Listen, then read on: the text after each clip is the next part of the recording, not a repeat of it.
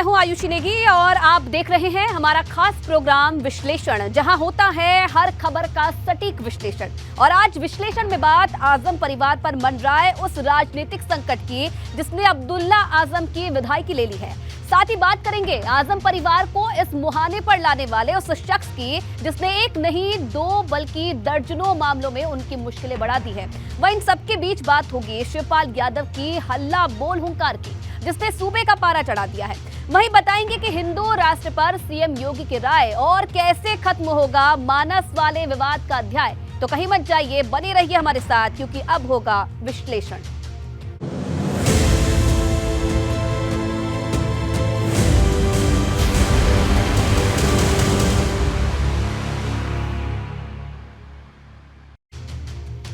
और आज विश्लेषण में सबसे पहले बात आजम परिवार की पॉलिटिक्स का गेम ओवर, क्योंकि पहले आजम खान की सदस्यता गई, अब आजम खान के बेटे अब्दुल्ला आजम की विदाई की चली गई है।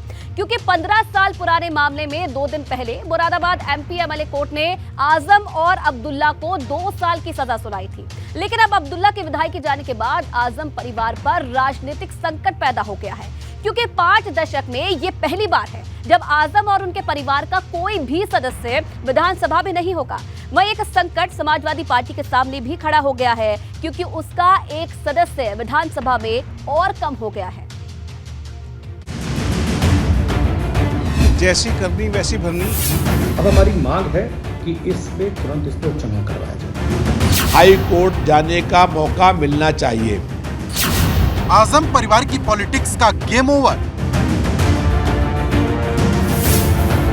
अखिलेश का एक और सिपाही कम, उपचुनाव में भाजपा दिखाएगी दम।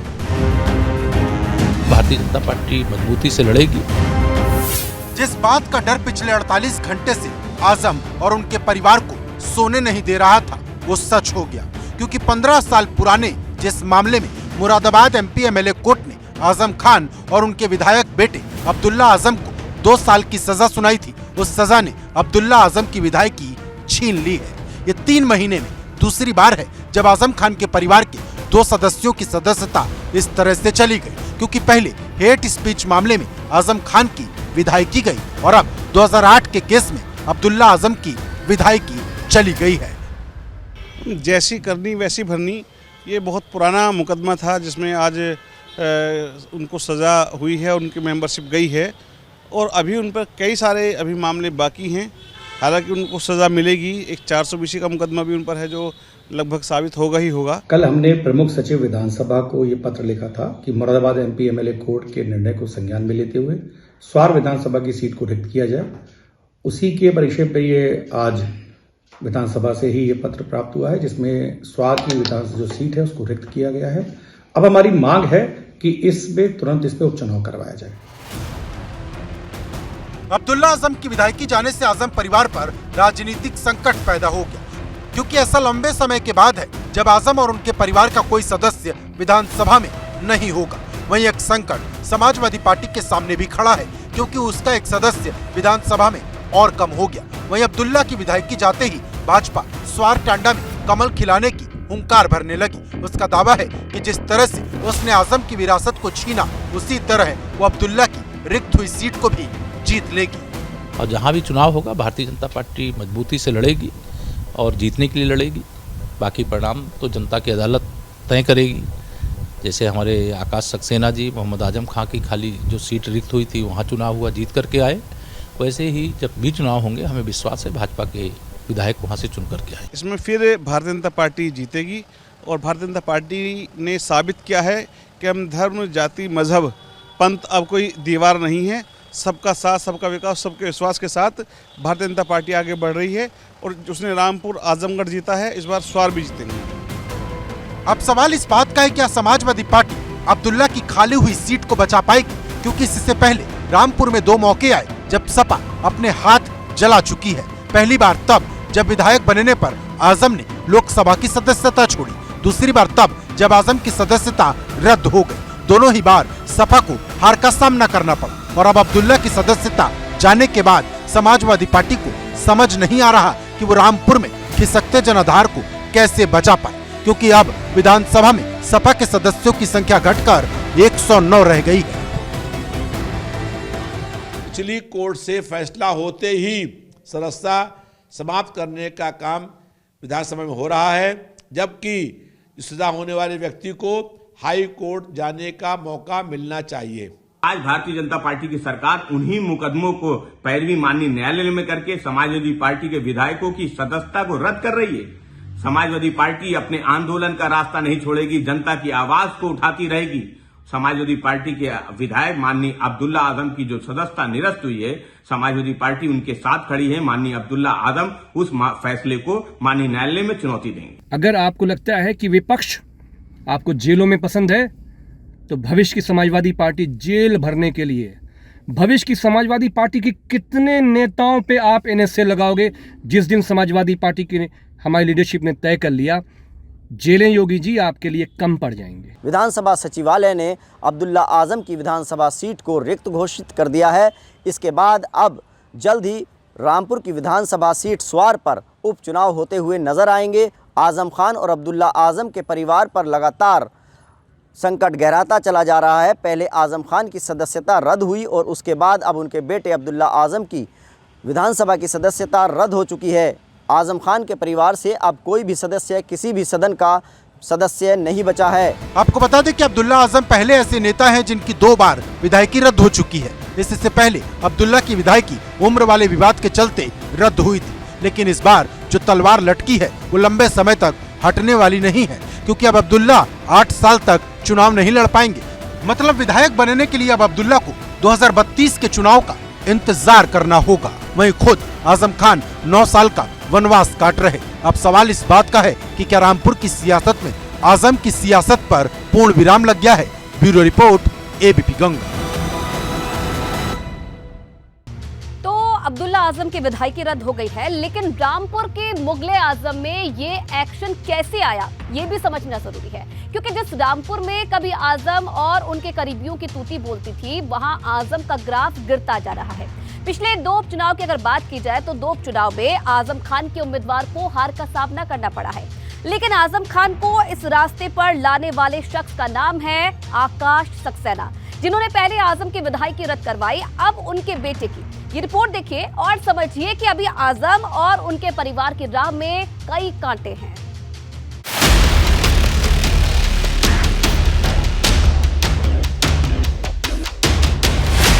आजम परिवार पर आकाश भारी, कैसे जीती हारी हुई बाजी। रामपुर की मुगले आजम, लाइट कैमरा एक्शन।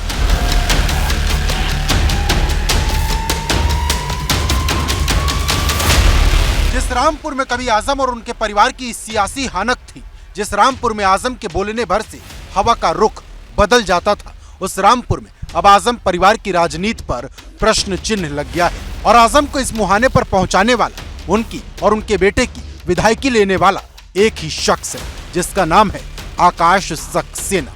क्योंकि आकाश सक्सेना ही वो शख्स है जिन्होंने आजम खान के खिलाफ हेट स्पीच मामले पर कानूनी लड़ाई लड़ी थी, जिसके चलते कोर्ट ने आजम खान को 3 साल की सजा सुनाई थी। इसी सजा के बाद आजम खान की विधायकी चली गई और अब इसी आकाश सक्सेना की शिकायत ने अब्दुल्ला आजम की विधायकी रद्द करा दी है। क्योंकि यही आकाश सक्सेना थे जिन्होंने मुरादाबाद एमपी एमएलए कोर्ट के सजा सुनाए जाने के बाद अब्दुल्ला की सदस्यता रद्द करने की मांग की, जिसके चंद घंटों के भीतर अब्दुल्ला की विधायकी चली गई। हमने प्रमुख सचिव विधानसभा को ये पत्र लिखा था कि मुरादाबाद एमपी एमएलए कोर्ट के निर्णय को संज्ञान में लेते हुए स्वार विधानसभा की सीट को रिक्त किया जाए।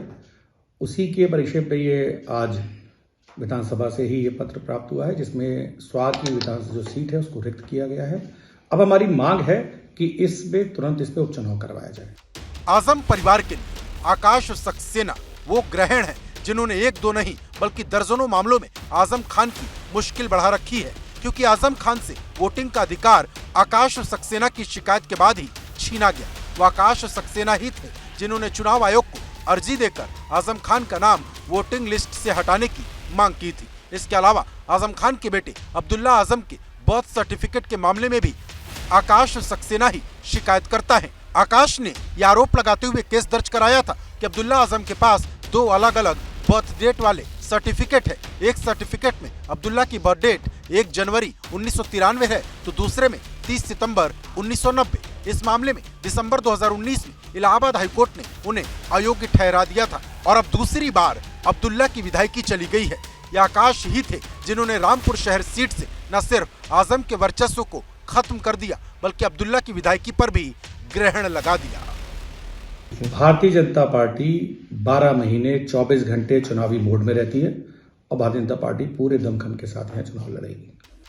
वहीं आकाश के बाद अब एक दूसरा शख्स भी है जिसने आजम परिवार की मुश्किल बढ़ाने में कोई कसर नहीं छोड़ी। वो है काजिम अली खान उर्फ नवेद मियां, क्योंकि जब जब आजम की सत्ता को किसी ने रामपुर में चुनौती दी वो नवाब परिवार ही था। क्योंकि दिसंबर में जब रामपुर में उपचुनाव हुआ तो नवेद मियां ने अपनी पार्टी लाइन से हटकर भाजपा को समर्थन दे दिया, जो रामपुर शहर में आजम खान की सत्ता में आखिरी कील साबित हुआ था। आजम खान और अब्दुल्ला आजम के खिलाफ भाजपा विधायक आकाश सक्सेना मजबूत दीवार के रूप में खड़े हुए और उन्होंने आजम खान की सदस्यता रद्द कराई और अब अब्दुल्ला आजम की सदस्यता रद्द हो गई है। आजम खान के परिवार के खिलाफ नवाब काजिम अली खान और आकाश सक्सेना लगातार शिकायतें करते रहे और नतीजा ये हुआ कि आजम खान और अब्दुल्ला आजम अब किसी भी सदन के सदस्य नहीं बचे हैं। आजम खान के राजनीतिक किले को ढाने में इन्हीं दो लोगों का अहम रोल माना जाता है। लेकिन बड़ा सवाल यह है कि क्या इतना सब होने के बाद आजम खान और उनके परिवार की मुश्किलों का अंत होगा? क्योंकि आजम के खिलाफ करीब 90 और उनके बेटे अब्दुल्ला के खिलाफ करीब 45 मुकदमे दर्ज हैं, जिसमें सिर्फ 2 पर ही फैसला आया है। और आकाश सक्सेना ने ऐलान कर दिया है कि जब तक आजम पर दर्ज एक मुकदमे का हिसाब नहीं हो जाता वो रुकने वाले बिल्कुल नहीं है। Bureau report, ABP Ganga. बात शिवपाल की हल्ला बोल हुंकार और विपक्ष वाली ललकार, क्योंकि जिस तरह से सपा नेताओं पर एक्शन हो रहा है और जिस तरह से एक के बाद एक नेताओं की गिरफ्तारी हो रही है, उसे लेकर अब शिवपाल यादव ने ये कहते हुए हमला बोल दिया कि भाजपा विपक्ष को खत्म करने की साजिश कर रही है। शिवपाल ने ये बात बोलते हुए पुरानी सपा सरकार की भी दुहाई दी।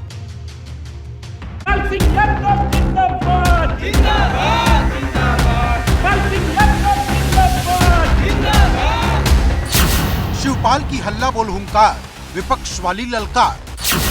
गाजीपुर में गरजे शिवपाल, सियासत हुई लाल।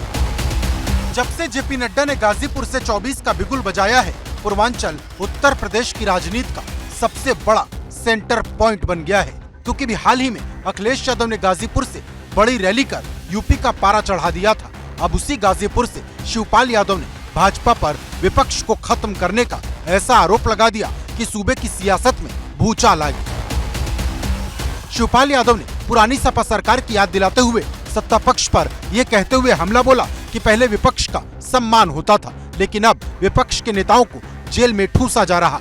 सरकार ने पूरे प्रदेश को नौकरशाही के हवाले छोड़ दिया है। केवल ये बुलडोजर के नाम पर विपक्ष को जो धमकाने का काम कर रहे हैं और ये भारतीय जनता पार्टी की सरकार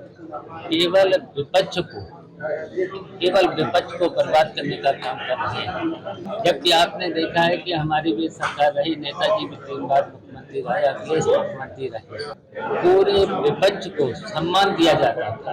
लेकिन इस सरकार में विपक्ष को केवल बर्बाद और जेल में जेल। अब शिवपाल का ये बयान भाजपा को इस कदर चुभ गया कि भाजपा ने शिवपाल के बहाने पूरी सपा के खिलाफ मोर्चा खोल दिया। समाजवादियों का साथ और अपराधियों का यह जग जाहिर है। समाजवादी पार्टी माने गुंडों, अपराधियों, माफियाओं की पार्टी है। अगर कोई भी उत्तर प्रदेश में बड़ा से बड़ा अपराधी होगा तो उसका रिश्ता आज या कल या कभी न कभी सपा के साथ रहा होगा। खरबूजे को देख के खरबूजा रंग बदलता है, सोहबत का असर आता है। जब से शिवपाल जी अखिलेश जी के साथ आए हैं, वो लगातार जो अखिलेश जी का कल्चर था या जो सपा की पुरानी गुंडई की छवि थी वो फिर से उभर करके सामने आ रही है। दरअसल जिस तरह से सपा विधायक इरफान सोलंकी, विधायक रमाकांत यादव और दीप नारायण यादव जेल में बंद हैं, तो आजम खान और उनके परिवार पर दर्ज मुकदमों की लिस्ट बढ़ती जा रही, जिसको लेकर समाजवादी पार्टी लगातार भाजपा पर यह कहते हुए हमला बोल रही कि सूबे की सरकार उनके नेताओं को टारगेट कर रही है। याद रखें इस सरकार वाले लोग, अगर बुलडोजर यहां चला है तो बुलडोजर बनना बंद नहीं होंगे। बुलडोजर बनने वाले कारखाने बंद नहीं होने वाले। बताओ, हम समाजवादियों के कितने नेताओं को कितना अपमानित किया इन्होंने, झूठे मुकदमे लगे हैं उन पे। और यहां पर जितने कार्यकर्ता नेता होंगे वो महसूस करते होंगे कि इस सरकार में झूठे मुकदमे लगते हैं। शिवपाल यादव का साफ तौर पर कहना है कि दरअसल ये सरकार विपक्ष को पूरी तरह से समाप्त कर देना चाहती है, विपक्ष को खत्म कर देना चाहती है। उन्होंने साफ तौर पर कहा कि अगर विधायक जेल में बंद है तो उसके परिवार को भी मिलने नहीं दिया जा रहा है। इस सरकार में विधायकों पर झूठे मुकदमे दर्ज किए गए हैं और उनके परिवार के लोगों को भी मिलने से रोका जा रहा है। लेकिन शिवपाल ने समूचे विपक्ष को खत्म करने का आरोप लगाकर सूबे की राजनीति को गरमा दिया है। अब सवाल इस बात का है कि जो बात शिवपाल ने कही, क्या उस पर कांग्रेस, बसपा और दूसरे राजनीतिक दल सपा का साथ देंगे या फिर शिवपाल अकेले ही ये सवाल उठाएंगे। Bureau report, ABP Ganga. और अब बात योगी का हिंदू राष्ट्र प्लान, प्रधानमंत्री पर बड़ा ऐलान, क्योंकि इस वक्त हिंदू राष्ट्र, रामचरितमानस, जमीयत और अडानी जैसे मुद्दों को लेकर देश की राजनीति का पारा चढ़ा हुआ है। लेकिन इन सब पर अब सीएम योगी का बड़ा जवाब आया है।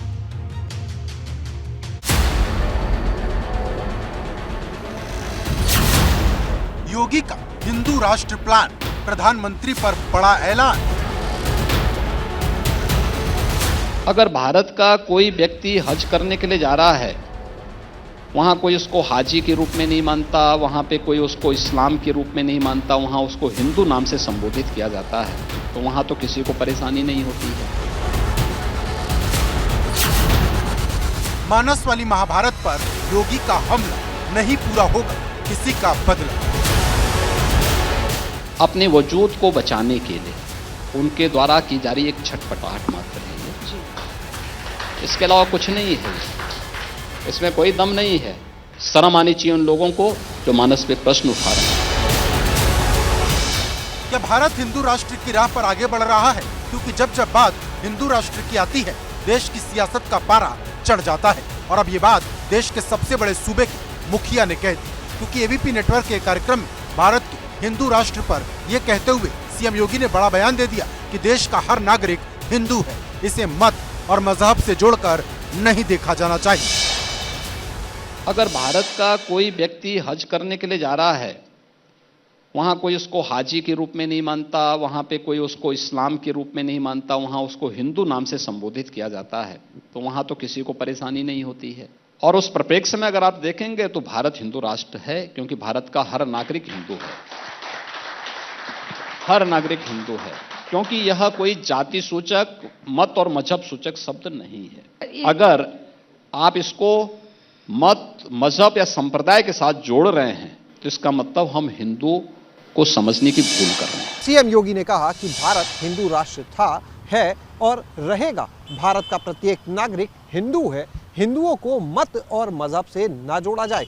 इतना ही नहीं, रामचरितमानस की प्रतियां जलाने के मामले में भी सीएम योगी ने कड़ा रुख दिखाया और उन्होंने कहा कि जो लोग मानस पर सवाल उठाते हैं उनको शर्म आनी चाहिए। सीएम योगी का यह बयान ऐसे वक्त में सामने आया है जब हाल ही में जमीयत उलेमाए हिंद के 34वें अधिवेशन को लेकर जमकर बहस छिड़ी। लेकिन सीएम योगी यही नहीं रुके। उन्होंने जहां एक तरफ मदनी पर हमला बोला तो दूसरी तरफ मानस वाली महाभारत पर यह कहते हुए मोर्चा खोल दिया कि मानस पर जो सवाल उठा रहे वो अपना सियासी वजूद बचाने के लिए ऐसे हथकंडे अपना रहे। गौरतलब है कि जब से स्वामी प्रसाद मौर्य ने रामचरितमानस पर बयान दिया है, हंगामा मचा है। जो भी लोग इस प्रकार का कार्य कर रहे हैं, डेवलपमेंट के मुद्दे से ध्यान हटाने के लिए, अपने वजूद को बचाने के लिए उनके द्वारा की जा रही एक छटपटाहट मात्र है ये जी, इसके अलावा कुछ नहीं है। इसमें कोई दम नहीं है। शर्म आनी चाहिए उन लोगों को जो मानस पे प्रश्न उठा रहे हैं। यह वह ग्रंथ है जिसने गुलामी के कालखंड में भारत को एक नई दिशा दी थी। फिर उसी रामचरितमानस में निषाद राज की भी चर्चा है और सबरी की भी चर्चा है। मैं तो एक योगी हूँ और विपक्ष के प्रश्नों का जवाब देने का सबसे अच्छा माध्यम विधानसभा होती है। विधानसभा में इसका जवाब देंगे, बहुत जोरदार तरीके से देंगे। वहीं सबके बीच सीएम योगी ने एक बड़ा बयान अपने भविष्य को लेकर भी दिया, क्योंकि जब उनसे पूछा गया कि क्या वो भविष्य में खुद को प्रधानमंत्री के तौर पर देखना चाहेंगे, इस सवाल के जवाब में सीएम योगी ने जो कुछ कहा उसने हर किसी को चौंका दिया। मैंने कभी नहीं कहा कि मैं प्रधानमंत्री बनने जा रहा हूँ। मैं एक योगी हूँ और योगी के रूप में ही रहना चाहता हूँ। सीएम योगी की पॉपुलैरिटी को देखते हुए अक्सर ये चर्चा होती है कि वो भविष्य में इस देश के प्रधानमंत्री होंगे। हालांकि इस बाबत जब सीएम योगी से सवाल किया गया तो उन्होंने साफ किया कि उन्होंने कभी नहीं कहा कि वो प्रधानमंत्री बनना चाहते हैं। इतना ही नहीं, सीएम योगी ने ये भी कहा कि राजनीति उनका फुल टाइम जॉब नहीं है और वो भविष्य में खुद को अपने मठ में ही देखना चाहते हैं। एबीपी नेटवर्क के मंच पर सीएम योगी ने हिंदू राष्ट्र से लेकर रामचरितमानस और जमीयत से लेकर अडानी और अपने राजनीतिक भविष्य पर बड़ी बेबाकी से जवाब दिया। लेकिन बड़ा सवाल ये है कि क्या सीएम योगी के इन जवाबों के बाद विवाद खत्म होगा या फिर और ज्यादा बढ़ेगा। Bureau report, ABP Ganga. बात मानस पर पोस्टर वाली पाठशाला, राजभर ने दी ताड़न की परिभाषा। जब से मानस वाला एपिसोड शुरू हुआ है, सियासत 7वें आसमान पर है और अब सुभाषपा के एक पोस्टर ने इस लड़ाई को और ज्यादा गर्म कर दिया है, जिसमें उस चौपाई को कोट किया गया है जिस पर ये पूरा विवाद गहराया हुआ है।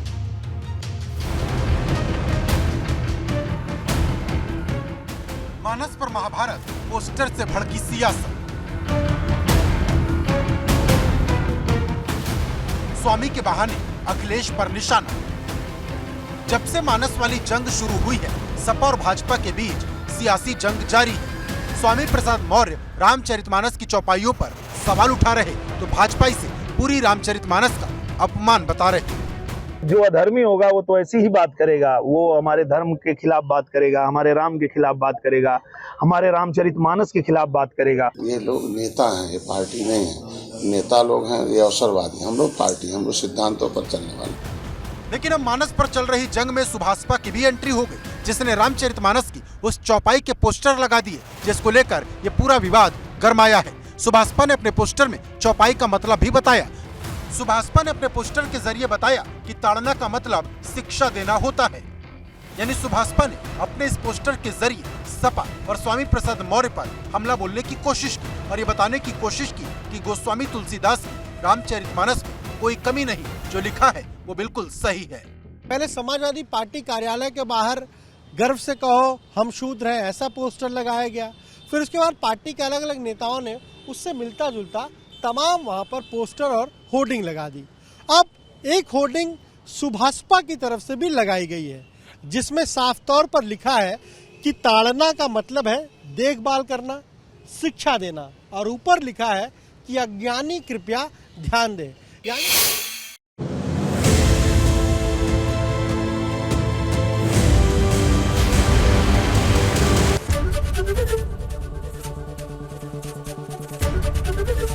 एबीपी गंगा, खबर आपकी, जुबान आपकी।